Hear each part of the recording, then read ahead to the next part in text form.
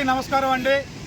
మరి గత 30 సంవత్సరాలుగా ఈ చుట్టుపక్కల గ్రామాల్లో మరి ఏదైతే వీటీపీఎస్ ఉందో దాని మీదే కేవలం ఆ బూడిద లోడింగ్ చేసుకొని మరి జీవనం సాగించే బ్రతుకులు మాయి.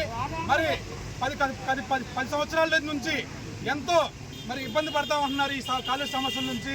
కాలుష్యంకి ఇబ్బంది పడితే పడ్డాం.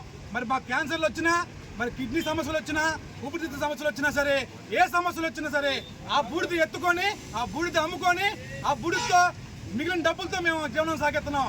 అలాంటిది ఈరోజు మమ్మల్ని బూడిద బతుకులు చేసేసి మమ్మల్ని ఇలా మానసికంగా ఇబ్బంది పెట్టి, ఇలా లోన్లు లేకుండా ఇలా దాదాపు మరి ఈ ఊరు మొత్తం మరి ఈ లారీ ఫీల్డ్ మీద ఆధారపడి ఉందండి. వీళ్ళందరూ ఆత్మహత్య చేసుకునే పరిస్థితికి ఈరోజు ఎన్టీపీఎస్ యాజమాన్యం తీసుకొచ్చారు.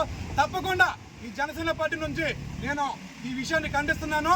వీటీపీఎస్ యాజమాన్యం ఇప్పుడైనా సరే మీరు నోరు తెరవకుండా, వీళ్ళకి సమాధానం చెప్పకుండా దోగుతులాడారంటే తప్పకుండా మరోసారి ప్రజా ఉద్యమం మరి మేము మొదలు పెడతాం. తప్పకుండా ఈసారి వీటీపీఎస్ మొత్తం మొదటిచ్చి వీటీపీఎస్ అనే నామరూపాలు లేకుండా చేపించే బాధ్యత జనసేన పార్టీ తీసుకుని చెప్పి ఈ సభాముఖంగా నేను మీ అందరూ తెలియజేసుకుంటున్నాను. త్వరలో కార్యాచరణ తెలియపరుస్తాం.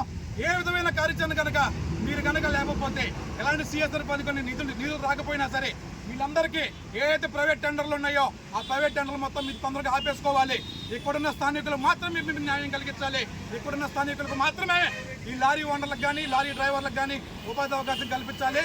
లేదు కాదు కూడదని బయట వ్యక్తులు ఎవరు వచ్చినా సరే ఈ ఉద్యమం మరింత ఉధృతం అవుద్ది. గుర్తుపెట్టుకోండి, ఇది హెచ్చరిక అనుకోండి, ఇంకేమైనా అనుకోండి. మరి ఇంకో వారం రోజులు టైం ఇస్తున్నాం. ఈ వారం రోజుల్లో వీటీపీఎస్ కనుక దిగిరాకపోతే మరి ప్రజా ఉద్యమం ఏ విధంగా ఉంటుందో మేము చూపిస్తాం. తప్పకుండా ఇది విషయం గుర్తుపెట్టుకొని మరి అధికారులు స్పందించవలసిందిగా కోరుకుంటూ సెలవు తీసుకుంటూ జై హింద్.